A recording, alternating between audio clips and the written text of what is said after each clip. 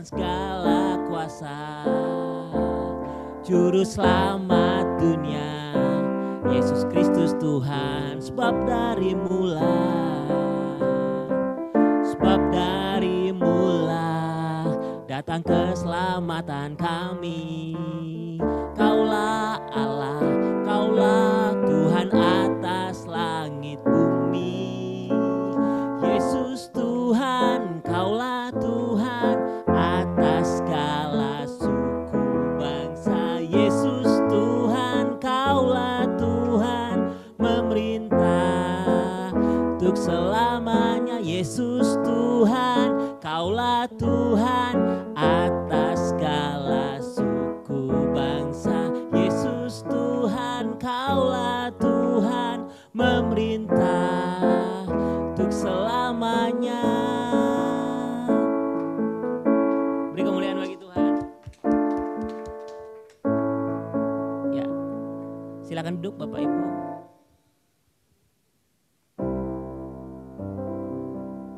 Ya nggak kerasa ya kita udah di bulan Mei. Ada yang ngerasa waktu cepet banget nggak sih 2024 ini? Sepertinya baru tahun baruan, baru resolusi ya. 2024 mau ngapain, tiba-tiba udah hampir pertengahan ya. Udah hampir setengah perjalanan gitu. Kalau kita lihat ke belakang, banyak ya hal-hal yang belum kita capai gitu. Tujuan-tujuan, mungkin target, goals kehidupan kita yang belum kita capai. Tapi ketika kita lihat lagi bahwa sebetulnya semuanya udah selesai ya di sisi Tuhan. Tapi ketika kita tidak menyerah, kita bisa melihat ada percepatan-percepatan yang supranatural bisa Tuhan lakukan buat kehidupan kita. Entah itu pekerjaan, bisnis, mungkin yang sedang sakit untuk kesembuhan, atau yang sedang bermasalah dengan rumah tangga. Saya baru dengar ya ada pasangan yang bermasalah ya. Dan saya pikir kok bisa ya gitu. Kayaknya dia lebih rohani dari saya gitu. Tapi kok bisa ya gitu ya. Tapi ya kita lihat bahwa pemulihan Tuhan itu akan terjadi secara Tuhan gitu. Jadi kalau kita hitung, wah kalau sampai Mei gue baru bisa menghasilkan seperti ini. Nanti akhir tahun kayaknya gue gagal lagi deh resolusi gue. Misalnya nih resolusinya turun berat badan gitu misalnya contoh ya. Ternyata dari bulan Januari sampai Mei saya baru turun 1 ons. Padahal targetnya itu 5 kilo gitu sampai Desember. Tapi bagi Tuhan gak ada yang mustahil, amin. Tetap bisa 5 kilo turunnya. Ya, kita siapkan hati kita mau mendengarkan firman Tuhan yang akan disampaikan oleh Kak Eli. Kita mau dengar bagaimana Tuhan bekerja di bangsa-bangsa, dan kita mau ikut dalam kegerakan Tuhan. Kita gak mau jadi penonton, kita gak mau jadi orang yang hanya mendengar kabar, tapi kita mau pergi. Kita naikkan pujian ini, Yesus kau kebenaran. Yesus kau kebenaran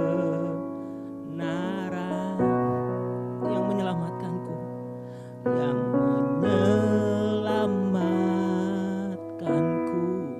Kau berikanku hidup, kau berikanku hidup dan pengharapan. Ku ikut kehendak-Mu, ku ikut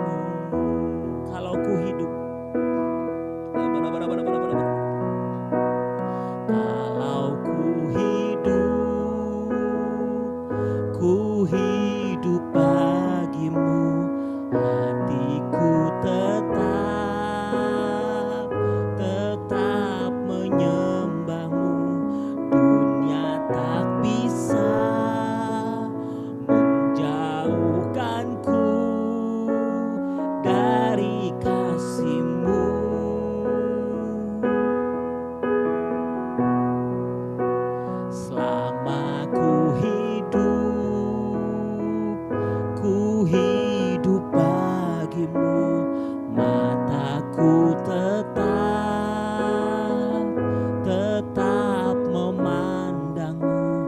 Dunia tak bisa menjauhkanku dari kasih-Mu. Mari kita berdiri dan kita nyanyikan pujian ini dari awal. Yesus, Kau kebenaran. Yesus, Kau kebenaran yang menyelamatkanku. Kau memberikanku hidup dan pengharapan.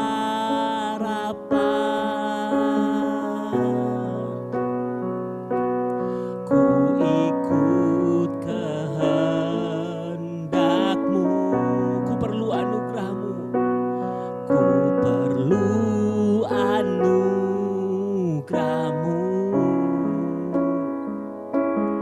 Ku nyatakan janjiku kepadamu. Kalau ku hidup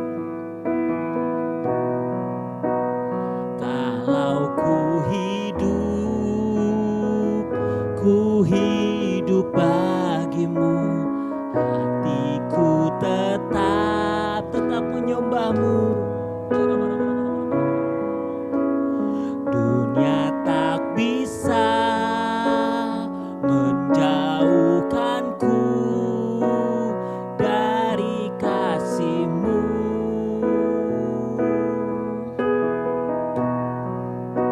Selama ku hidup bagimu, mataku tetap memandangmu. Dunia tak bisa menjauhkanku dari kasih-Mu. Kalau ku hidup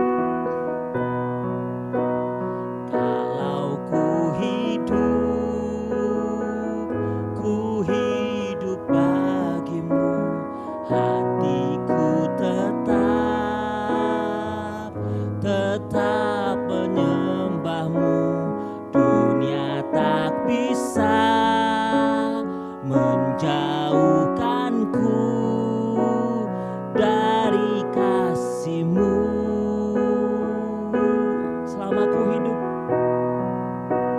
Selama ku hidup bagimu, aku tetap memandang-Mu, tetap memandang-Mu. Dunia tak bisa menjauhkanku. Dunia tak bisa menjauhkanku.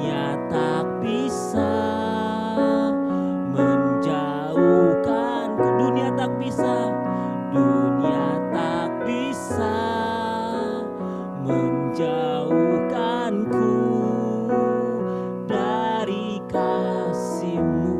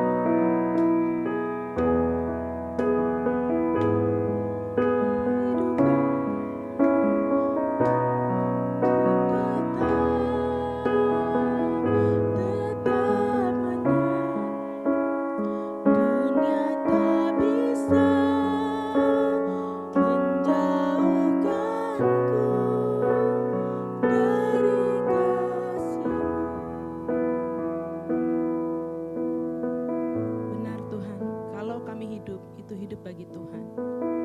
Biarlah mata kami memandang Engkau Tuhan, dan biarlah hati kami terus menyembah Engkau. Karena hidup kami adalah penyembahan bagi-Mu Tuhan.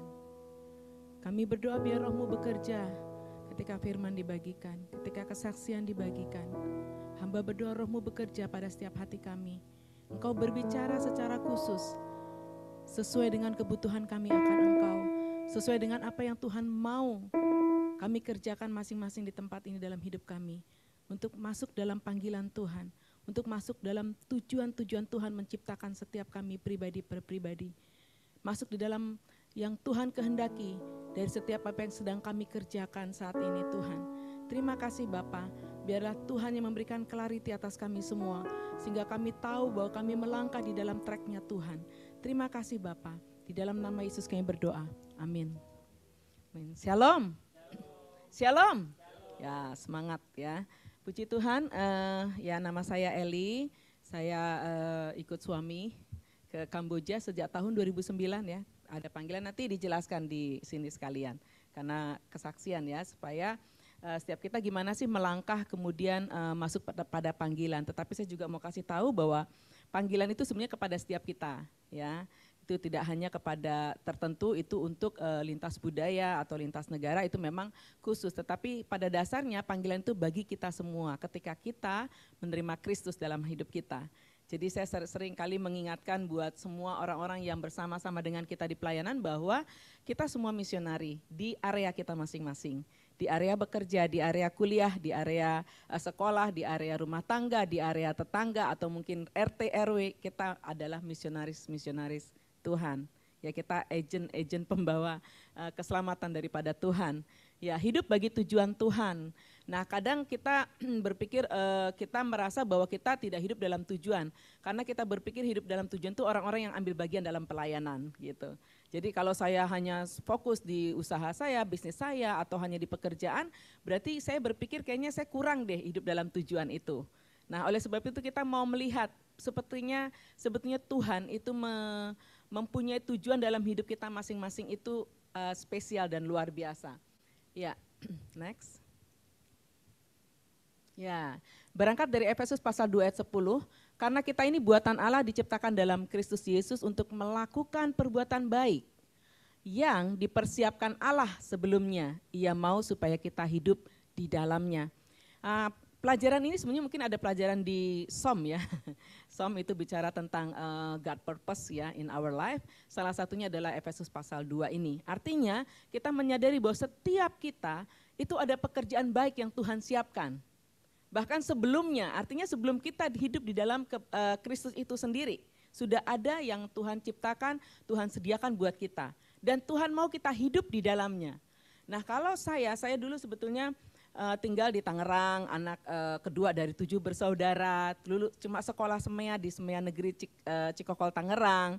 Jadi kalau mimpi ke luar negeri itu enggak ada dalam bayangan. Bahasa Inggris aja nggak bisa, yes or no, yes no gitu ya. Tetapi kemudian saya ada di sana, saya mulai memahami ini yang menjadi pegangan saya. Saya tahu ada pekerjaan baik, nah saya harus mengejar pekerjaan baik itu apa yang Tuhan siapkan buat saya. Enggak serta-merta saya tahu, oh pekerjaan baik yang Tuhan siapkan untuk kamu adalah di Kamboja. Enggak, saya hanya meyakininya demikian. Ketika saya lahir baru, saya diajar saat teduh, saya diajar untuk punya hubungan dengan Tuhan. Setiap hari, day by day saya akan cari pekerjaan baik apa yang Tuhan siapkan buat saya.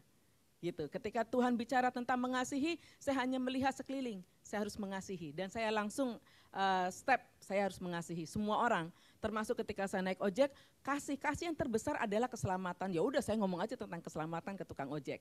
Itu yang saya lakukan. Tukang beca, zaman dulu masih ada beca roda 3 ya. Itu kalau naik beca saya juga akan ngomong. Sampai saya bilang, abang tahu gak siapa Tuhan Yesus? Oh orang Purwakarta itu ya Neng, katanya. Masa orang Purwakarta sih? Dia pikir mungkin nama orang kan gitu. Jadi saya gak peduli. Itu perbuatan baik hari itu untuk saya, yang saya harus kerjakan. Itu yang saya tahu gitu ya. Nah berangkat dari ini ada gambar ya gimana Tuhan Yesus menggandeng lah seseorang ini. Sebetulnya vision yang saya dapati ketika 3 bulan saya lahir baru di persekutuan pelajar, saya kelas 2 Semea, ikut persekutuan lalu ditantang lahir baru, saya terima Yesus. 3 bulan kemudian saya rajin ya di persekutuan, lalu di 3 bulan kemudian dibilang ada retret GKKD se-Indonesia di Bandung gitu ya, tahun 92 atau 91 saya agak lupa. Lalu saya ikut, nah di hari ketiga, di hari terakhir itu saya dapat penglihatan Tuhan Yesus tuh gandeng tangan saya kayak begitu. Nah itu depan itu ada altar ya, itu sebenarnya ada salib gitu. Nah itu saya sama, altarnya di depan, saya ada di belakang, dibawa naik gitu ke atas. Nah terus saya lihat di pintu, next, bisa dilihat next. Ya, saya lihat di pintunya kaca seperti ini tapi transparan ya, kaca ya, kali kan nggak kelihatan. Seperti inilah banyak orang mau masuk ke gereja tadi gitu loh, ke tempat kami retret di Braga, Bandung. Itu banyak, tapi yang anehnya saya lihat itu ada orang bule, ada orang Cina, ada orang Jepang, pokoknya berbagai bangsa gitu. Tapi mereka nggak bisa masuk, lalu saya bilang Tuhan Yesus mengapa mereka nggak bisa masuk? Karena ada pintu, jadi pintunya tadi tertutup. Tapi kaca ya, ini kalau saya susah carinya, ya kaca gitu, jadi saya bisa lihat mereka berusaha desak-desakan masuk gitu. Terus saya bilang buka, lalu dibuka pintu itu, ketika dibuka semua orang langsung menyerbu masuk. Kan pintunya kecil ya, jadi banyak orang menyerbu masuk. Yang pertama tuh jatuh ke tindih, akhirnya numpuk makin banyak situ, saya nggak tahan, paling cuma berapa 2-3 orang yang akhirnya bisa masuk ke altar. Saya teriak karena orang begitu banyak orang mau lari ke mimbar atau ke altar tapi nggak bisa. Lalu saya lihat ada teman saya di situ. Saya dulu anggota PMR, jadi kita biasa nolongin orang cepat gitu ya, sigap. Nah teman saya di situ gitu, orang PMR juga, saya bilang, loh kamu bantuin, kamu kan tahu caranya, kamu udah dididik, kamu sudah ditren untuk menolongin orang, tolongin gitu, saya bilang gitu. Aduh Eli, aku nggak bisa, begitu bang, cuma ngomong gitu dong. Saya ngejerit, padahal tangan saya tetap dipegang ya, saya bilang, kenapa kamu bilang nggak bisa? Cuma begitu doang, nolongin doang gitu kan, kasihan. Terus Tuhan Yesus bilang gini, terlampau banyak orang yang berkata, aku tidak bisa, tetapi aku mengutus engkau. Pergi kepada mereka, selamatkan mereka. Nah itu saya langsung bangun ngejerit lah gitu. Dan lalu saya di hari terakhir itu ditanyain mungkin dapat penglihatan atau pernyataan Tuhan, tulis di kertas, saya tulis. Dan itu ribuan orang, ya waktu itu 700-an atau berapa lah yang waktu itu lagi retret bersama-sama. Jadi ya saya tulis aja karena saya dapetin sampai nangis-nangis saya tulis karena masih vivid banget ya, mimpi itu kayak nyata gitu. Jadi saya tulis bahwa dari tempat ini akan dikirim menjadi misionaris kepada bangsa-bangsa lain. Nah tahun 91 belum ngomongin soal pergi misi ke luar negeri ya, tapi kemudian enggak delalah kok kertas saya yang dicabut sama Bang Ferry ya, terus dibaca di depan semua orang bahwa di tempat ini akan dikirim misionaris ke bangsa-bangsa. Waktu itu semua bergemuruh, ini masih orang kampung ya, kelas 3 semuanya. Lalu 5 tahun kemudian di Telantas Polri kita Jakarta ya, GKK di Jakarta ini kita mulai di Telantas Polri, dari mulai 30 saya mulai ikut tuh dari 30 orang. Sampai kemudian jadi 200 sudah di Telantas Polri, itu setelah 5 tahun saya bertobat. Ada satu pembicara bilang gini, di tempat ini akan ada 2 orang yang dikirim kepada bangsa-bangsa. Terus Roh Kudus bilang itu kamu gitu. Saya udah gemeteran, nggak mungkin siapa saya. Waduh ngebayangin naik pesawat aja nggak pernah, bahasa Inggris aduh nggak mungkin gitu. Terus Kak Meike waktu itu yang pembicaranya ya, 2 kali dia ngomong, Roh Kudus berbicara kepada saya, jangan takut karena Allah yang menyertai engkau gitu kan. Karena itu pertanyaan saya, aduh nggak mungkin, tapi Tuhan bilang aku yang menyertai engkau. Saya masih nggak mau maju ya. Terus yang ketiga dipanggil lagi sekali lagi saya nyatakan di tempat ini ada 2 orang yang akan pergi ke luar negeri untuk menjadi misionari gitu. Terus akhirnya saya maju ke depan, nangis lah gitu. Dan setelah itu terus berjalan, bagaimana cara melewatinya, next. Saya hanya berpikir gini, setiap kali saya datang persekutuan dibagikan tentang apa, misalnya gini, tanda yang menyertai orang percaya, sembuhkan orang sakit, saya tuh membabi buta. Jadi di persekutuan itu masih baru, terus dengar begitu, terus saya lagi pulang ke desa, mungkin ke rumah gitu, tiba-tiba tuh ada yang sakit, saya nggak takut loh, langsung aja saya doain. Terus ada yang kesurupan, bahkan saya langsung doain. Gitu, padahal baru 3 bulan bertobat, pokoknya dibilang katanya kalau orang percaya menumpangkan tangan setan-setan juga kabur gitu kan. Jadi waktu itu saya ingat setiap kali kita menggebu-gebu ya pelajar, jadi begitu selesai ujian biasanya orang kabur ke mall gitu kan karena mau lepas stres habis ujian. Kalau kita enggak, ayo kita ke kampung Luel katanya di Selapajang Tangerang, kita rame-rame ke sana, terus kita datang ke kampung-kampung. Kita apalagi ke kampung-kampung, saya ketemu orang langsung, Dek rumahmu di mana? Ya udah 3 orang, 5 orang anak-anak kita nyanyi King Kong badannya gede. Gitu aja pokoknya lakukan, terus bagiin firman Tuhan dengan gaya drama-drama kita apa adanya. Itu terus menerus tanpa henti kita lakukan itu. Kalau ada yang sakit kita doain. Nah suatu kali pulang dari tempat itu saya dengar ada yang nangis, saya bilang bentar tuh ada yang nangis gitu.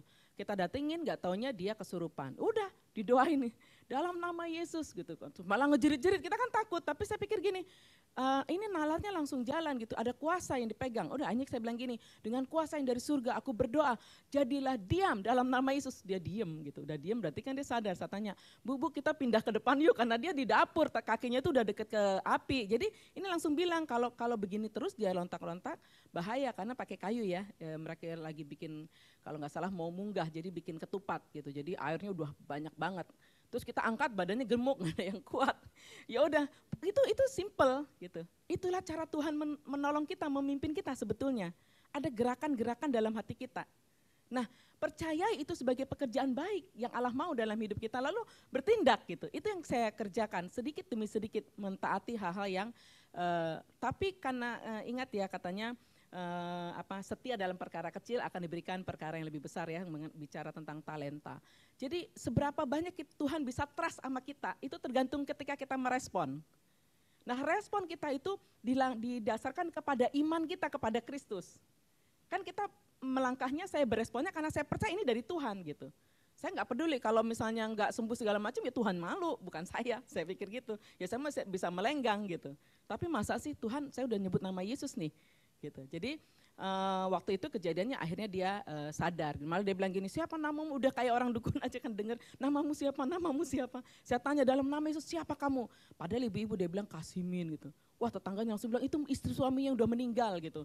Nah coba itu kan. Terus saya pikir lagi, nggak mungkin, mana ada orang udah mati masuk ke tubuh orang ini pekerjaan setan. Akhirnya saya bilang dalam nama Yesus kamu pergi, kamu tidak berhak atas ibu ini. Terus dia ngejerit, panas, aku bakar dalam nama Yesus. Ya dia nyebut-nyebut panas kan.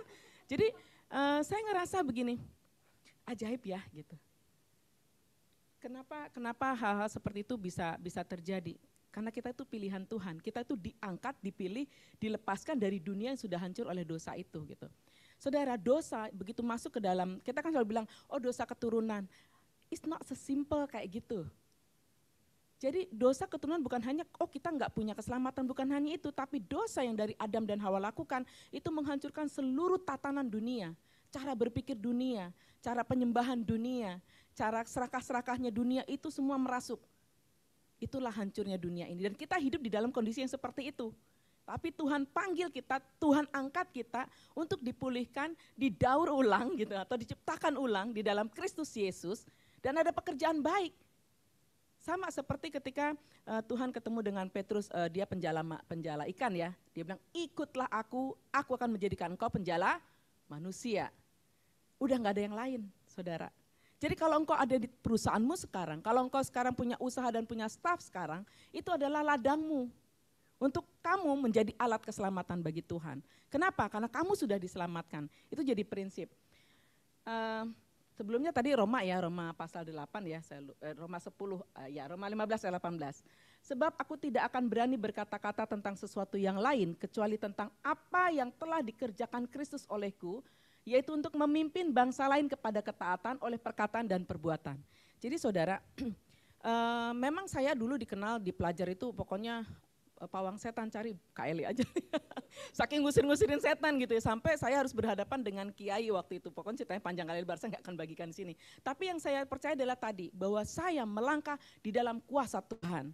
Saya nggak peduli itu saya terapkan baik di rumah maupun di tempat saya pelayanan ketika saya mengajar gitu ya, karena saya mengajar agama Kristen setelah itu. Jadi banyak murid-murid yang mengalami mujizat Tuhan, mereka memberi diri. Waktu itu saya buka sampai 11 persekutuan di sekolah. Dan saya punya 40 anak PA gitu ya. Kenapa? Karena saya berpikir saya harus rebut mereka.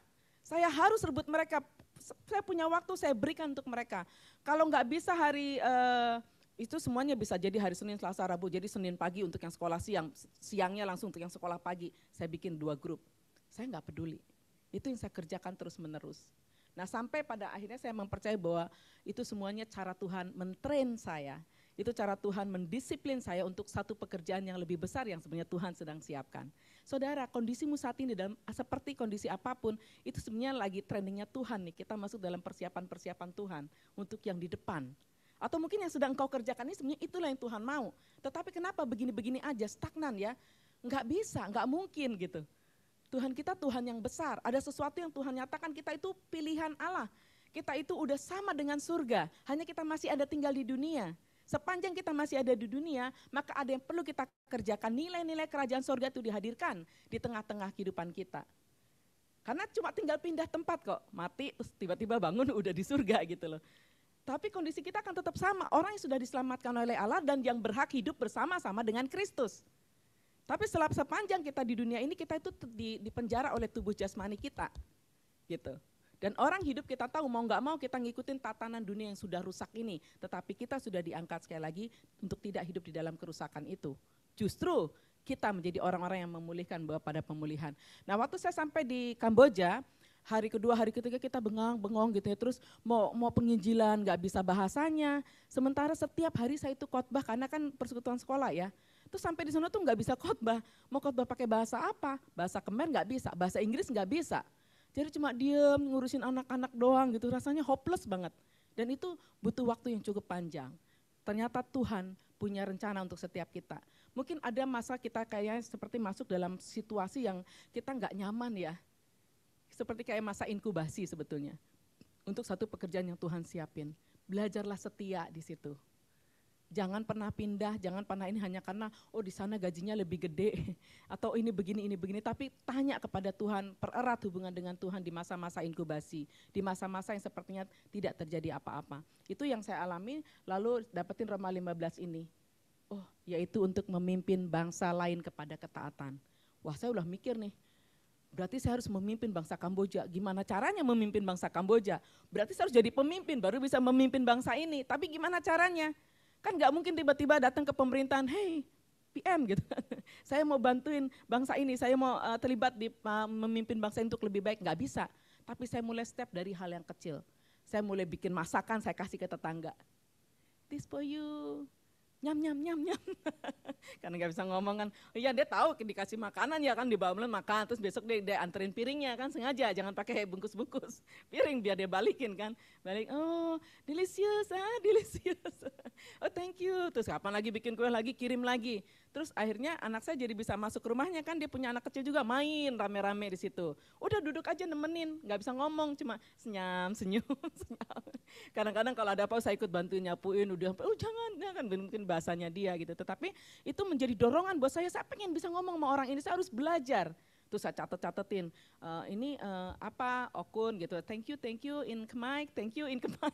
Okun, tulis Okun gitu. Jadi ada yang kita pikirkan karena saya mengejar yang itu gitu. Miliki sifat seperti itu, miliki karakter seperti itu. Saya harus lakukan sesuatu, ada pekerjaan baik yang disiapkan. Jadi kita nggak stagnan, kita sendiri yang membangun. Jangan tunggu orang lain atau menyalahkan keadaan, kita sendiri yang harus bangun. Kenapa? Karena keadaan ini memang sudah rusak oleh dosa. Sekalipun pemimpinmu adalah hamba Tuhan yang luar biasa, ingat masih ada tatanan-tatanan dunia yang sudah dirusak. Yang mau nggak mau ngikutin itu memang polanya begitu secara umum gitu. Jadi ada bagian-bagian yang kita memang nggak berdaya dengan situasi, tapi kita harus bangkit dengan kondisi kita, tahu identitas kita itu apa. Next, 2 Petrus pasal 3 ayat 3-4, karena kuasa ilahinya telah menganugerahkan kepada kita segala sesuatu yang berguna untuk hidup yang saleh oleh pengenalan kita akan Dia. Hidup saleh itu hanya lewat pengenalan akan Dia. Dan pengenalan akan Dia diperoleh melalui anugerah Allah yang luar biasa. Tanpa anugerah kita tidak akan mampu mengenal Allah. Tanpa pengenalan akan Allah kita tidak akan mengetahui isi hati Tuhan. Dan yang telah memanggil kita oleh kuasa-Nya yang mulia dan ajaib. Sekali lagi, bukan ujuk-ujuk kita terima Yesus, terima surga, sudah. No, itu pakai anugerah dan kuasa Tuhan yang mulia, yang luar biasa. Kenapa? Karena harus dengan darah Yesus. Dengan jalan itu Ia telah menganugerahkan kepada kita janji-janji yang berharga dan yang sangat besar, supaya olehnya kamu boleh mengambil bagian dalam kodrat ilahi. Apa artinya kodrat bahasa lainnya? Dan luput dari hawa nafsu, takdir. Ya, kita itu kan kita sering dengar emang takdir saya lah kerjanya memang bisa, nggak akan pernah bisa jadi naik jadi pemimpinan lah. Emang takdir saya, sekolahnya juga cuma sampai SMA, mana mungkin bisa jadi pengusaha, mana mungkin bisa punya bisnis sendiri. Udahlah takdir saya begini. Tetapi kita orang-orang yang dipanggil Allah itu masuk dalam kodrat ilahinya Tuhan. Itu amazing, itu precious, itu sesuatu yang berharga yang Tuhan percayakan kepada kita. Nah kalau kita melihatnya, pertama kita menerima itu dari Tuhan, kita akan bersikap berbeda setelah itu.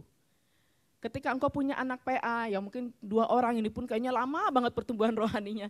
Tapi tahu bahwa itu datang dari Tuhan, kita akan melakukannya dengan sangat precious. Kita tahu apalagi yang mesti dikerjakan, apalagi yang mesti dibangun dari dia, apalagi yang mesti saya kerjakan buat dia supaya dia bersemangat dengan Tuhan. Kita lebih fokus mengerjakan segala sesuatu. Apapun bentuknya, mau yang rohani atau enggak yang rohani, berikan itu semuanya kepada Tuhan. Tadi kan lagunya gitu ya, hidupku, apa tadi? Rapnya. Kalau ku hidup bagimu. Nah itu benar banget ya. Next, itu juga yang kita membebaskan kita atau begini. Kan kita mau sama seperti Yesus tapi masih bergumul dalam dosa-dosa ini, dosa kecil, dosa ini. Itu kan hawa nafsu dunia. Dan hawa nafsu dunia bisa kita tinggalkan ketika kita masuk dalam kodrat ilahinya Tuhan. Inilah identitas kita sebetulnya. Seluruh dunia itu sudah berada di bawah kuasa dosa. Sudah berada di bawah kuasa si jahat. Itu ada pemberontakan karena dosa, ada kejahatan, ada rupa-rupa kecemaran, kematian, dan dunia ini dengan seluruh tatanannya itu sudah masuk dalam kutuk dosa. Nah yang seperti inilah kita diambil, dari seperti inilah kita diambil itu ya, yang putih-putih anggaplah itu yang menerima Yesus. Tapi kita tetap ada di lingkungan yang hitam, orang-orangnya hitam, cara berpikirnya, filosofinya, standar hidupnya semuanya sudah rusak. Dan oleh sebab itu carilah dahulu kerajaan Allah, maka dia akan memperoleh namanya pemulihan, kemerdekaan, kemenangan, kelepasan, penyertaan, jalan keluar dan kehidupan. Tetapi ingat, aku berkata kepadamu sesungguhnya barang siapa mendengar perkataanku dan percaya kepada dia mengutus aku, ia mempunyai hidup yang kekal dan tidak turut dihukum. Sebab ia sudah pindah dari dalam maut ke dalam hidup. Kita ini udah pindah guys. Bilang sama temennya, identitas kita itu udah pindah dari maut kepada hidup. Jadi walaupun duniamu itu dunia mati, kamu tuh orang yang hidup. Jadi berlakulah dan bertindaklah seperti orang hidup. Jangan mati perasaan. Gak peduli dengan orang mau masuk neraka kayak surga, bukan urusan gue lagi sibuk dengan diri gue.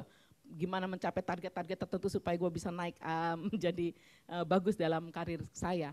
Enggak, saya tuh orang yang hidup di tengah lingkungan orang-orang yang rusak, orang-orang yang mati. Next. Ini juga yang mendasari kepada saya untuk jalan terus kepada penginjilan demi penginjilan. Saya udah kayak orang membabi buta, kalau menginjil saya nggak takut. Saya pikir mati ya sudahlah masuk surga. Itu sebenarnya udah terjadi dari zaman saya di Indonesia, dan itu ternyata di tempat ini jadi saya makin memahami kenapa saya menjadi orang yang seperti itu ya, ternyata untuk persiapan yang di sini. Lukas pasal 24 berkata, lalu ia membuka pikiran mereka sehingga mereka mengerti kitab suci. Mesias harus menderita dan bangkit dari antara orang mati pada hari yang ketiga. Dan lagi dalam namanya berita tentang pertobatan, pengampunan dosa harus disampaikan kepada segala bangsa. Itu doang, kematian harus disampaikan kepada bangsa. Pertobatan, pengampunan harus disampaikan kepada bangsa. Kita tahu Yohanesnya gimana dia teriak-teriak memberitakan bertobatlah karena Tuhan sudah dekat gitu ya. Kamu adalah saksi dari semuanya ini. Nah Tuhan sendiri yang membukakan pengertian kepada kita. Waktu kita dulu belum terima Yesus, kita cuek aja terhadap kekristenan kita. Kita cuek terhadap orang-orang sekeliling kita. Itu juga yang terjadi dalam hidup saya nggak peduli. Saya hanya meraih bagaimana saya bisa meraih apa yang menjadi mimpi saya. Saya penuh dengan kepahitan, saya penuh dengan dendam, penuh dengan amarah. Tetapi kemudian ketika saya lahir baru saya mulai mengerti. Tuhan membukakan itu. Dan saudara lahir baru, saudara hidup di dalam kehidupan yang sudah diselamatkan, tetapi kalau saudara tidak mengetahui identitas saudara, saudara hanya akan akhirnya sama dengan dunia ini. Kamu stagnan, bukan hanya di rohani tapi juga di pekerjaan. Sebetulnya kerohanian itu ya sebetulnya melatih kita untuk melakukan apa yang di luar. Kamu bersemangat, di pekerjaan pun kau akan bersemangat. Kamu orang yang mengejar dan memberikan yang terbaik, di pekerjaan pun kamu akan melakukan hal yang sama. Jadi sebetulnya tren-tren dalam perkara-perkara rohani itu baik buat kita, latihan badani itu baik katanya ya. Next. Tuhan memanggil kita untuk diselamatkan dan menjadi alat keselamatan. Pertama ketika Tuhan memanggil para murid ya, dijadikan penjala manusia, lalu panggilan kepada Musa untuk memimpin bangsa Israel keluar dari Mesir, dari perbudakan. Perbudakan bicara tentang dosa, dibebaskan dari dosa, dibebaskan dari kutuk-kutuk dosa itu sendiri. Lalu panggilan kepada Daniel, tadinya saya mau berpikir membagi tentang Daniel ya, tapi panjang sekali di situ. Tapi itu luar biasanya Daniel itu ketika semua dunia itu menyembah kepada berhala, Sadrak, Mesak, dan Abednego berprinsip tidak akan. Saudara, di tempat di mana saudara ada, pasti semuanya digiring ke arah itu. Kenapa? Karena dunia yang sudah hancur tadi, digiring kita kepada penyembahan berhala, digiring kita kepada hal yang menjauh dari Tuhan atau meninggalkan hal-hal yang terbaik yang Tuhan mau dalam hidup kita. Tetapi Sadrak, Mesak, dan Abednego mengambil sikap, saya tidak akan sekalipun harus masuk dalam perapian yang menyala. Itu yang terjadi. Lalu kepada Daniel sama yang terjadi. Daniel juga berprinsip sekalipun aku sekali-kali tidak akan menyembah. Dan dia dimasukkan ke gua singa. Ada kehidupan yang begitu luar biasa yang sebenarnya kita juga alami. Tetapi yang luar biasa dari kitab Daniel itu menceritakan apa yang terjadi di dunia kita yang sekarang. Diberitakan ribuan tahun sebelumnya. Dan itu hanya kepada Daniel. Itu amazing. Yeremia pasal 33 ayat 3, berserulah kepadaku, maka aku akan menjawab engkau dan memberitahukan kepada hal-hal yang rahasia kepadamu. Itu bisa terjadi dalam hidup kita. Orang yang terus mengejar kepada Tuhan, dia tahu masa depannya seperti apa. Saya tahu bahwa Mas Markus itu adalah suami buat saya. Ketika saya masih setahun kemudian baru suami saya tahu kalau saya istri buat dia gitu. Artinya Tuhan udah bisa bicara ke saya gitu. Untuk banyak hal. Sama seperti ketika untuk bangsa-bangsa walaupun masih bingung-bingung gak ngerti, toh sekarang akhirnya pergi. Dan ternyata di restoran kami itu tamu-tamunya itu dari berbagai bangsa. Jadi waktu ngeliat ada bule gini terus gitu, yang Perancis, yang Amerika, yang UK gitu-gitu, lihat orang Jepang, Malaysia, Singapura gitu. Baru saya enggak sama mimpi yang tadi gitu. Oh ya ampun ini toh di restoran aku beneran aku akan datang ke mereka. Karena waktu kita pergi ke Kamboja, menjelang ke Kamboja itu saya dapatin mimpi terus. Mimpi di mana saya ketemu dengan bule-bule banyak gitu. Saya bilang, ini kan Kamboja kan Asia ya gitu. Tapi begitu sampai di sana saya mulai ngerti. Itu yang ngantri yang mau makan di restoran kita orang-orang bule gitu. Jadi saya mulai paham, oh oke, related lah gitu. Tapi dari situ juga nanti saya akan ceritakan lanjutannya ya. Allah yang baik memanggil saya datang dari lingkungan yang tidak baik. Untuk melakukan pekerjaan baik bagi Allah. Ingat status kita itu seperti itu. Next. Nah ini yang saya mau bagiin 5M yang mungkin menjadi kunci sukses di pekerjaan ataupun di pelayanan. Karena saya pikir ini sama. 5M yang pertama menerima. Menerima bahwa kita adalah orang yang sudah dipindahkan dari alam maut kepada hidup. M yang pertama, saya mau bagiin 5M, 5 miliar, amin. Langsung buat bayar ini ya, GC. 5M, M yang pertama menerima, terima bahwa engkau adalah orang-orang yang sudah dipindahkan dari alam maut kepada hidup, amin. Menerima itu berarti menyadari bahwa yang saya miliki saat ini adalah punya Allah. Makanya kalau ku hidup bagimu. Kenapa? Karena kita ini miliknya Allah. Kembalikan semuanya kepada Tuhan.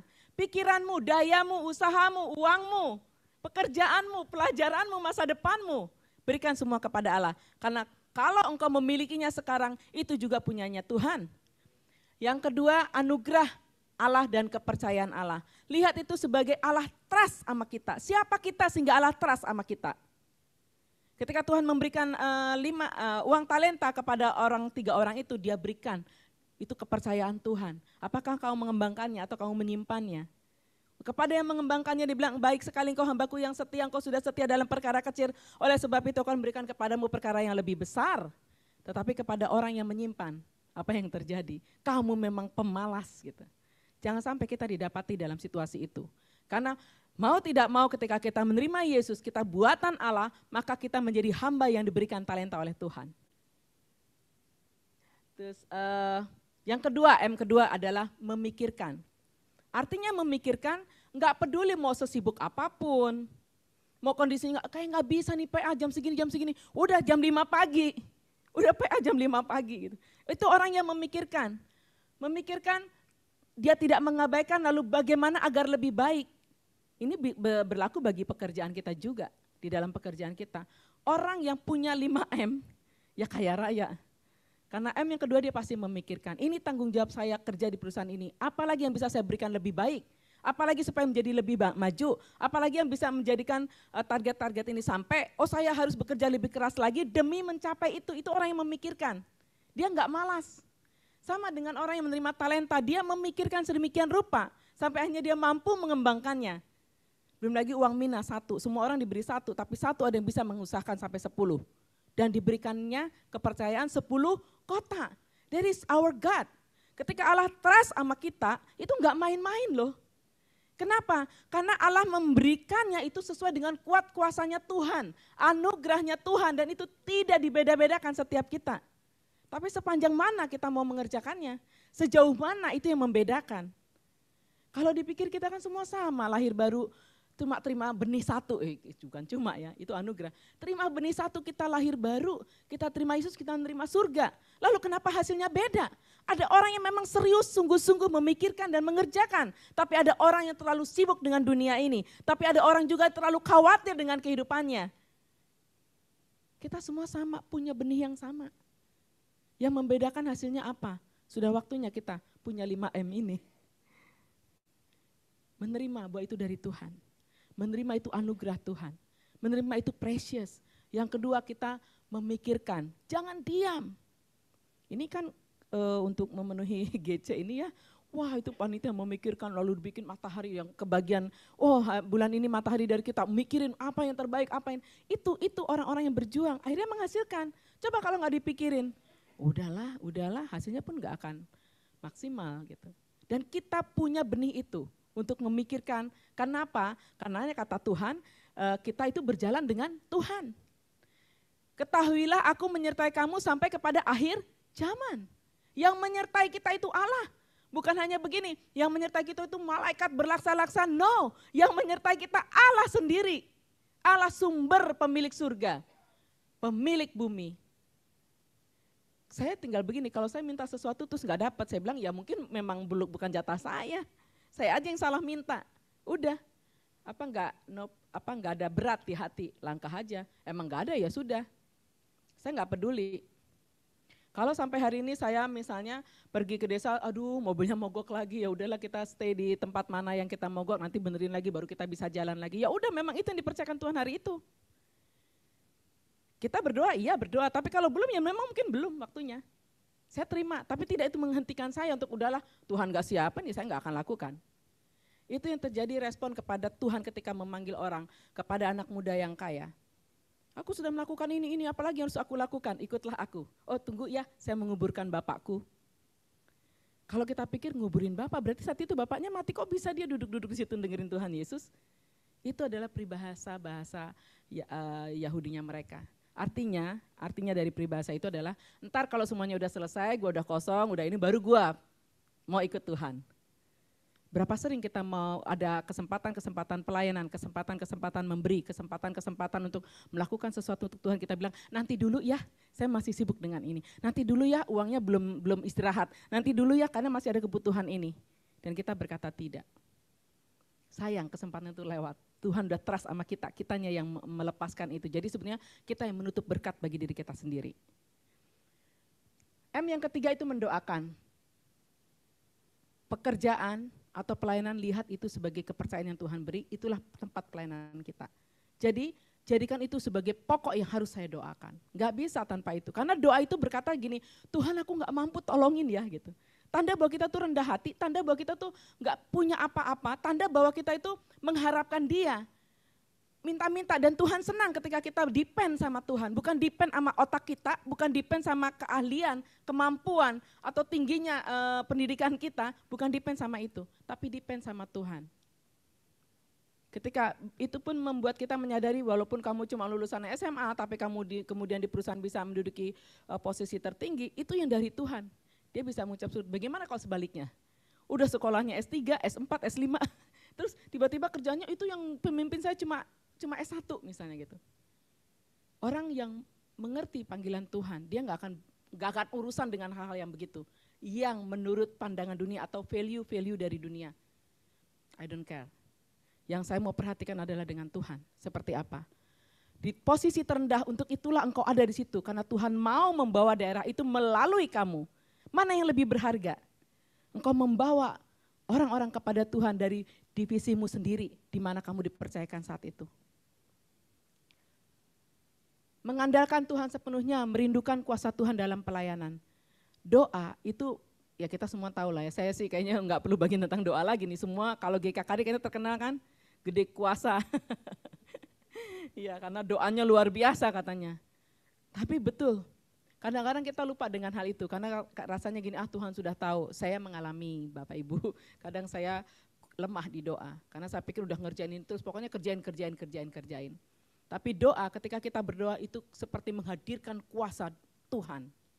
Karena di situ kita bilang, Tuhan tolong, Tuhan beri.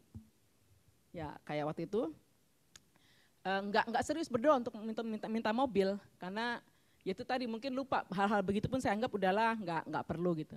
Tapi one day karena mungkin udah sebel sama mogoknya, jadi turun pulang ke Phnom Penh udah sampai, akhirnya belum sampai, akhirnya yang di Phnom Penh agak terbengkalai, kesel juga maksudnya lama-lama, aduh gimana, akhirnya Tuhan aku mau mobil lah Tuhan, ini jangan tahun segitu ya Tuhan, saya mau tahun di atas 2011 supaya mendingan gitu. Dan di mana saya berdoa, Tuhan bekerja detik di mana saya mulai berdoa. Tapi mobil itu sampai di tangan kami 4 bulan setelah kami berdoa, melalui proses yang luar biasa. Satu orang bilang gini, Bu, Tuhan bicara ke saya kasih Ibu 15.000 buat beli mobil baru. Maksudnya buat beli mobil, dia tahu mobil kita suka mogok, ini anak PA kita. Terus kita yang kaget gitu, waduh baru doa kemarin 2 bulan ya, setelah 1 bulan berdoa, ada orang yang datang gitu, oh segitu ya, wah kalau segitu tuh dapatnya di tahun 2002 atau 2004. Sementara saya mau di 2011, wah itu berarti udah di atas 20.000. Oh yaudah kita tunggu aja, nggak apa-apa kalau ibu nggak mau gunain dulu, mau doain dulu, mau apa ya doalah supaya mungkin Tuhan buka jalan. Kita doain 2 bulan, masih nggak ada 3 bulan gitu. Tapi sambil mulai nyari-nyari ini di Facebook, mobil-mobil second gitu. Kita juga beberapa kali coba mobil, 2 kali coba mobil. Nah suatu kali ada mobil yang turun dari 17.000 jadi 14.000. Saya bilang wah inilah kita lihat, begitu kita lihat kita oke dengan ini. Dan akhirnya kita deal, lalu yang punya ini bilang gini, mobil ini sudah di garasi saya 4 bulan yang lalu. Itu mobil dari Korea, tahun 2011. Harganya 15.000 gitu. Tapi dia pun begini, jadi waktu 15.000, enggak ini harga 17.000. Enggak, ini untung saya screenshot, biasanya saya malas yang begitu-begitu. Nih kamu taruh di ini promonya 14.700, kamu turunin karena ini acara hari besar. Dia bilang, wah dia datengin staffnya, dia marah-marahin, kamu salah, bukan yang ini, tapi mobil yang ini. Terus saya bilang, ya gimana, uang saya cuma ada situ, makanya saya datang hubungi kamu, saya nggak mungkin punya yang segitu gitu. Udahlah, saya kan 14 tahun di sini, kasihlah harga 14.000. Terus itu mobil bagus banget, itu mobilnya mewah banget tuh. Maksudnya buat saya ya, buat saya pribadi nggak pernah pakai mobil kayak begitu soalnya. Maria udah nyetir ya Mar, nyobain. Iya, itu mobil keren abis buat saya ya, itu Grand Kia dari Korea gitu. Jadi itu belum lari kemana-mana, jadi baru dari kita tangan pertama. Terus sampai saya bilang, Tuhan rasanya lemes banget gitu. Ternyata waktu saya berdoa 4 bulan yang lalu itu Tuhan nyiapin gitu loh. Tuhan bawa dari Korea sampai ke situ, dan waktu saya nonton film Korea, saya lihat pemeran utama yang orang kaya itu naik mobilnya itu Grand Kia. Saya bilang aduh keren ya gitu. Aduh Tuhan baik sekali, itu mobilnya kalau dibawa lari 120, 130 tuh nggak goyang gitu kan, kalau itu bodinya berat sekali gitu karena ini ya. Tapi anyway, saya mulai mengerti ada kuasa Tuhan, mujizat yang kita tuh sampai terpana, Tuhan this is amazing. Enggak keluar duit sama sekali, dapat yang terbaik dan Tuhan yang bawa. Mungkin bagi orang kebetulan, tapi kita karena kita berdoa kita tahu itu pekerjaan Tuhan. Itu yang membuat kita terus menyembah kepada Allah kita. Dan kita selalu akan makin terpaut dengan Tuhan, rasanya gak mau ninggalin Tuhan gitu. Kenapa? Karena kita masuk lebih dalam lagi dan masuk lebih dalam lagi. Menerima, yang pertama ya, miliar pertama, menerima, miliar kedua, memikirkan, yang ketiga mendoakan. Jadi doakan apa yang dikerjakan, tetapi kerjakan apa yang didoakan. Banyak orang berdoa tapi tidak melangkah, dia tidak mau mengerjakan, banyak keraguan, banyak mikirnya, jadi enggak jalan-jalan. Tolong nanti kalau udah waktunya diginiin ya, saya ini terus keterusan nih. Lalu yang keempat itu adalah melaksanakan. Udah berdoa ya kerjakan. Jangan cuma berdoa, Tuhan minta ini, tapi tidak melangkah. Kebayangkan waktu memulai mendapatkan gedung ini, doa, oh iya kita dapetin itu, mau ambil yang ini, aduh kayaknya itu mahal sekali, gak mungkin gini, ambil. Akhirnya melangkah, ambil. Gitu. Memang harus ada langkah gitu, langkahnya ngeri-ngeri sedap. Tapi justru dengan begitu kita makin kenceng doanya. Doa GC khusus, doa kapan lagi gitu. Itu dalam kehidupan kita, termasuk dalam pekerjaan, dalam bisnis, hal-hal yang baru yang mungkin Tuhan nyatakan, yang baru yang Tuhan percayakan, kita nggak berani melangkah, padahal janji-janji Tuhan, anugerah-anugerah Tuhan udah terus sampai ke kita. Gunakan yang ini, mulai melangkah, laksanakan. Dan yang terakhir, M kelima adalah mempertanggungjawabkan. Kepada Tuhan dan organisasi, penilaian tertinggi dari Tuhan, meningkatkan kualitas pelayanan terus-menerus, menyadari ada reward dan juga ada disiplin. Ya, ada masa-masa kita didisiplin oleh Tuhan, bertahan, setia, karena itu menjadi bagian Tuhan lagi mold kita, membentuk kita sedemikian rupa. Terima. 5M ini gunakan di tempat kerjamu, tempat usahamu, terlebih di tempat pelayanan. Untuk itulah kita dipanggil, diselamatkan untuk menjadi alat keselamatan. Matius 25, 14, 3, yang Yakobus 4 ayat 17 ini, kita tahu kasus-kasus kisah-kisahnya Yunus yang lari, ya, yang tidak melakukan padahal dia sudah dengar. Juga ini termasuk adalah melakukan persis seperti yang Tuhan mau, tekun dan sungguh-sungguh serta menyelesaikan. Sama kisahnya tentang Musa ketika dia bangsa Israel air minum, ya, katanya pergi dengan tongkat di tanganmu, udah benar tongkat di tangan. Lalu berkatalah kepada batu itu, tapi dia pukul 3 kali karena emosinya main di situ. Jadi melakukan tepat seperti yang Tuhan mau. Bagaimana supaya kita bisa melakukan tepat seperti yang Tuhan mau? Lewat latihan-latihan mendengar, mentaati, mendengar, mentaati. Mendengar kita melewat persekutuan kita dengan Tuhan. Belajar firman kecil apapun yang datang kepadamu, lakukan. Enggak apa-apa dibilang membabi buta. Dan kamu akan merasakan, memang kita beda. Daging kita ini sudah jatuh di bawah kuasa dosa, sehingga hal-hal yang tidak mungkin, yang ilahi itu kita jauh. Tetapi kita diberi kemampuan untuk itu. Ini agak sulit memang, agak sulit. Karena konsep pikir kita sebenarnya udah teracuni oleh dosa itu. Sehingga kita berkata enggak mungkin. Tapi Tuhan juga melalui janjinya berkata, ketahuilah aku menyertai kamu sampai kepada akhir zaman. Sehingga ketika kita akan melakukan, dunia di sekeliling kita itu kayak putar balik, enggak mungkin. Nah, disitulah bagian kita untuk menerobos. Dengan cara memikirkan, apalagi yang bisa saya kerjakan. Nah, apalagi yang bisa saya kerjakan, memimpin bangsa Kamboja ini kepada Tuhan, rasanya susah, enggak mungkin. Sulit. Tetapi kemudian kita hanya melakukan ya udah bahasa, akhirnya belajar bagaimana caranya untuk bisa berbahasa. Next ya, mungkin kita bisa lanjut terus. Lalu udah bisa berbahasa, lalu mulai memuridkan. Nah, murid-murid ini kebetulan adalah orang-orang Kamboja, mahasiswa-mahasiswa Kamboja.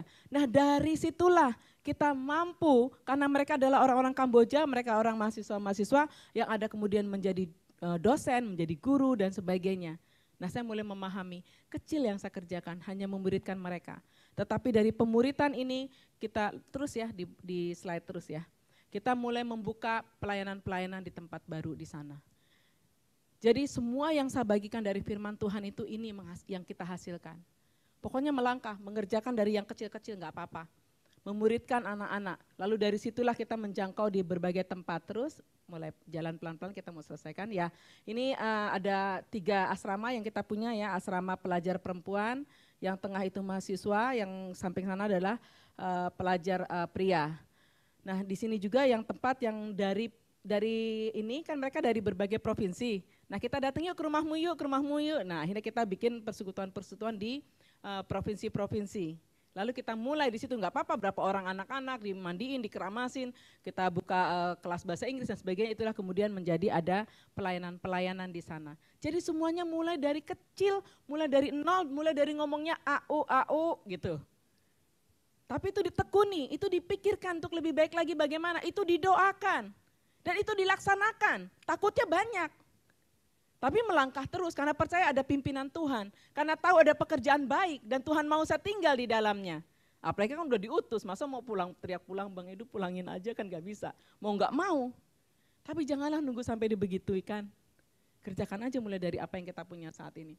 Lalu akhirnya terbuka juga bagaimana kita terkoneksi dengan gereja-gereja lokal, di mana kita bisa involve untuk mentraining mereka sehingga mereka bisa berkembang. Sehingga itulah yang menjadikan kenapa pelayanan tahun 2017 itu meledak ya, waktu dulu awal-awal kita kesaksian. Itu memang sebegitunya kita udah kayak nggak bisa menahan gitu. Jadi dipanggil ke sana, oke kita tekunin. Padahal waktu kita makin sempit. Sementara pelayanan makin berkembang, kebutuhan juga makin banyak, itu tuh sampai kita nggak susah mikirnya gitu. Untuk pelayanan kita membutuhkan sekitar $2.000 per bulan. Dan saya mengucap syukur untuk yang sudah dikerjakan oleh gereja kita di tempat kita ini yang mendukung terus. Tetapi kita juga nggak bisa menahan karena terus makin besar. Jadi butuh dana juga makin besar, kita udah nggak tahu, pokoknya melangkah gitu. Kita akan melangkah, lalu tiba ada hari gini, gue bantuin ininya dong, yaudah masuk berhasil jadi. Gue bantuin ini dong, oke masuk berhasil jadi. Terus kita melangkah itu yang mungkin kita kalau dulu kita kesaksian itu yang terjadi. Jadi itu semua mengikuti benar ketika Yesus mengutus murid dua orang dia bilang apa? Jangan bawa apa-apa, jangan ada padamu pundi-pundi. Pundi-pundi itu tempat naruh duit ya, zaman dulu kan disebutnya pundi-pundi. Itu enggak ada. Di mana mereka membuka pintu untuk kamu masuk dan makan bersama-sama dengan mereka. Artinya penyediaan itu justru dari tempat yang kita layani. Ini yang kemudian kita membuka banyak gereja rumah rata-rata semuanya di bawah ini ya, di bawah rumahnya panggung, jadi kita pakai bawahnya, jadi pakai bale-bale gitu ya, atau di bawah pohon kita kerjakan. Tahun 2012 sampai 2017 1.320 orang yang kita layani dan ada 60 house church. Tapi sampai ke sini ada beberapa yang akhirnya kita lihat kita udah nggak sanggup dan mereka sudah cukup mampu berdiri sendiri, ya udah kita lepas. Itu salah satunya adalah rekanan dari yang dimulai dari Dead Edu di tahun itu dengan Pastor Sarun, dan Pastor Sarun kayaknya pernah ke Indonesia juga. Nah itu sekitar 14 gereja bersama dengannya, itu yang dibuka oleh dia. Lalu 3 transformasi area, karena kita memikirkan terus, Tuhan tahu nih orang mikirin, jadi Tuhan tambahkan lagi apa yang Tuhan ingin kerjakan. Karena itu ladangnya Tuhan, bukan ladang kita. Itu yang terjadi ketika engkau memikirkannya bersama dengan Tuhan. Tuhan akan menambahkan sampai engkau sendiri heran gitu. Oh udah buka cabang lagi, tau-tau posisi kita udah di top leader gitu. Kenapa? Karena apa yang kita kerjakan itu dengan sungguh-sungguh dan hasilnya juga ada. Dan kita sampai akhirnya kayaknya gak kepikir gimana kita bisa ngasih 10 ekor sapi gitu. Dan sekarang sudah cukup ya 10, kita berhenti dulu untuk 10, ada 5 keluarga yang ditopang dengan 2 ekor sapi di setiap tempatnya. Jadi kami mengalami bahwa tidak selalu memaksakan untuk sesuatu keadaan, hanya berdoa. Dan kita juga melihat mujizat-mujizat terjadi. Dan kadang-kadang saya pernah ngobrol sekali-sekali gitu, memang pas kita hitung-hitung pengeluaran kita sebulan itu 7.000.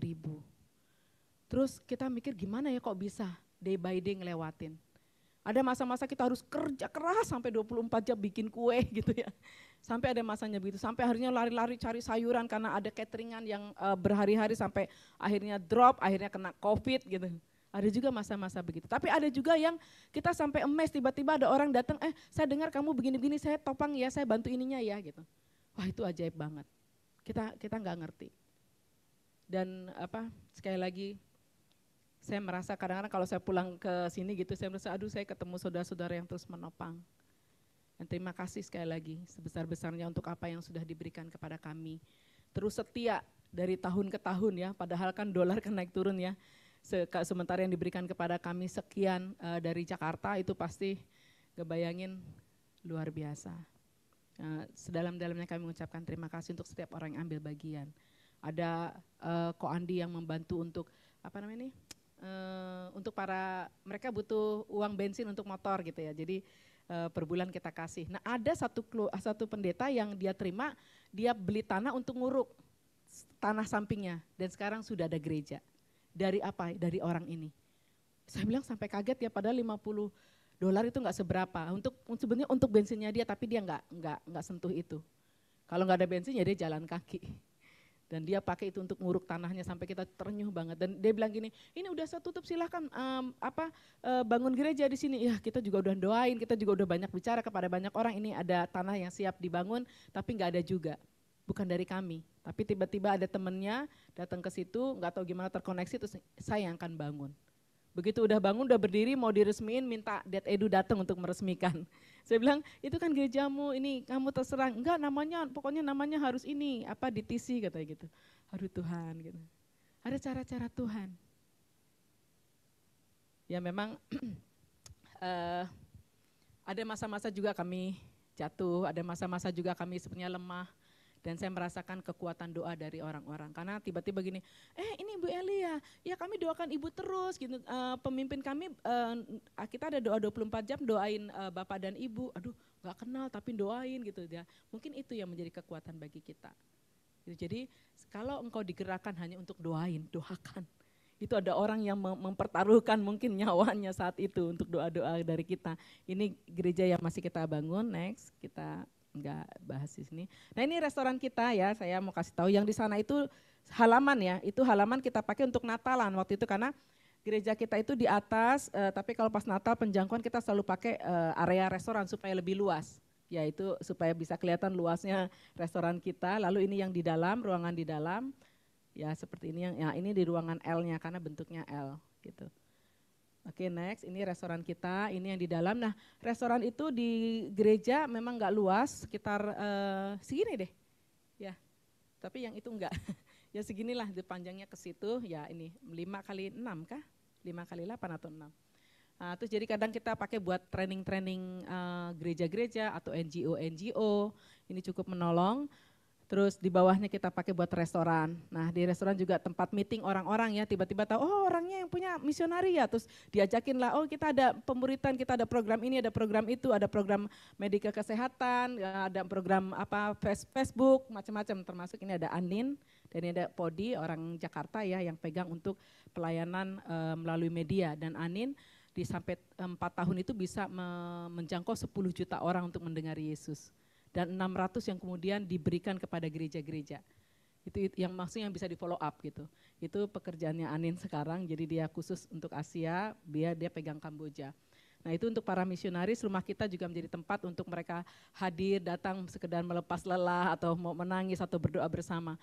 Sumatera menjadi rumah bagi bangsa-bangsa. Di Sumatera juga lah kami bisa mengenal yang Australia atau yang Amerika, semuanya lewat di situ. Kadang beyond apa yang kita pikir ya, Tuhan mengerjakan lebih banyak. Next, ya ini koneksi kita kepada KBRI, atas militer juga ditambah-tambahkan, rasanya semuanya di-expand sama Tuhan.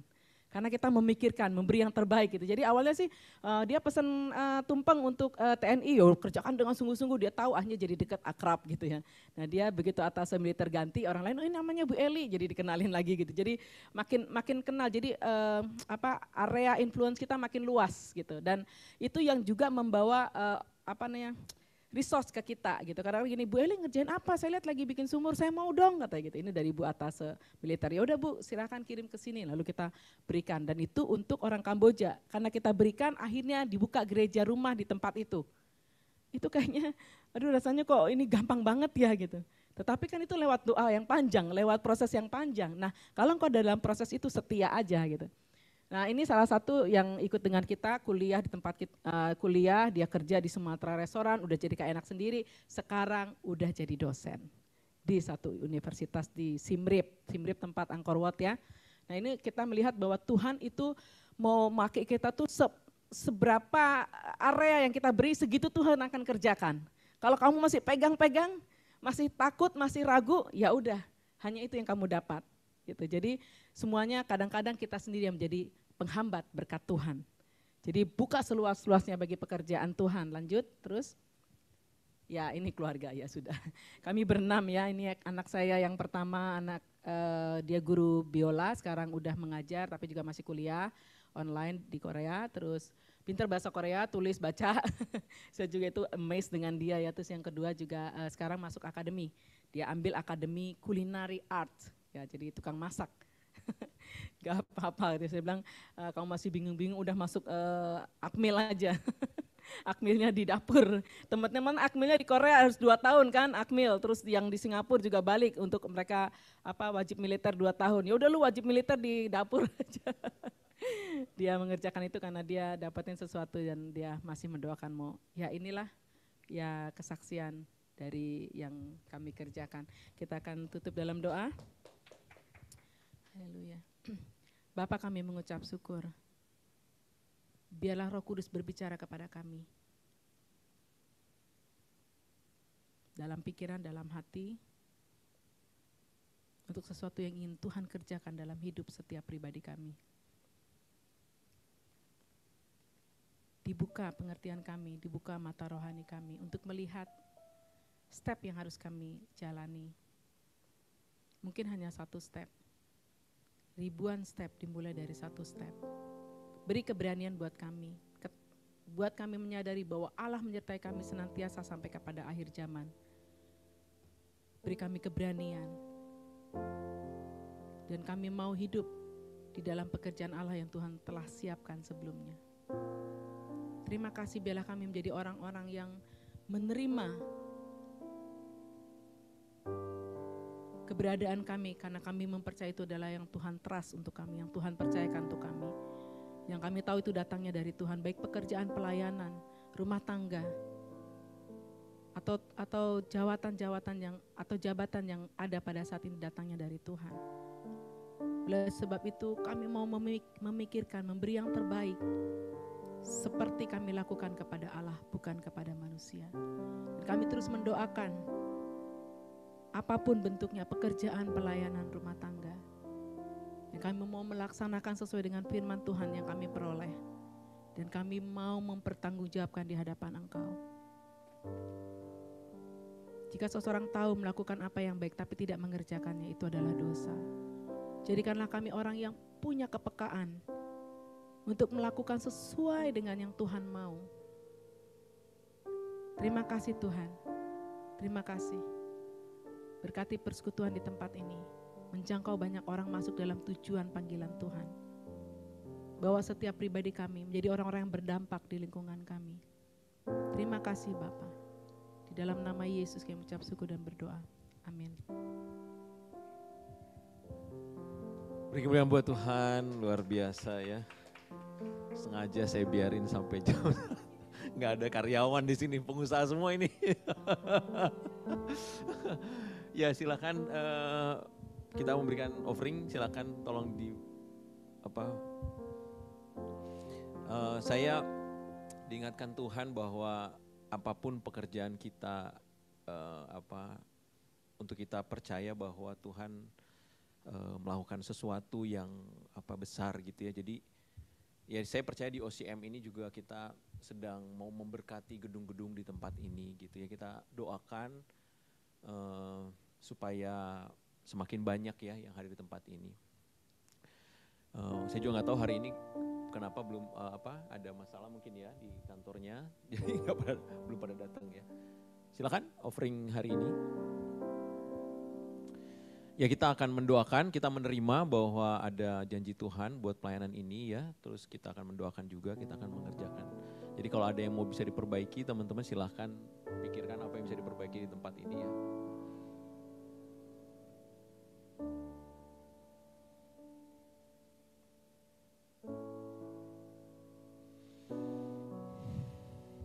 Oke, pengumuman 2 minggu lagi ya, berarti minggu pertama ini minggu ketiga ya. Jadi minggu pertama kita akan adakan lagi OCM.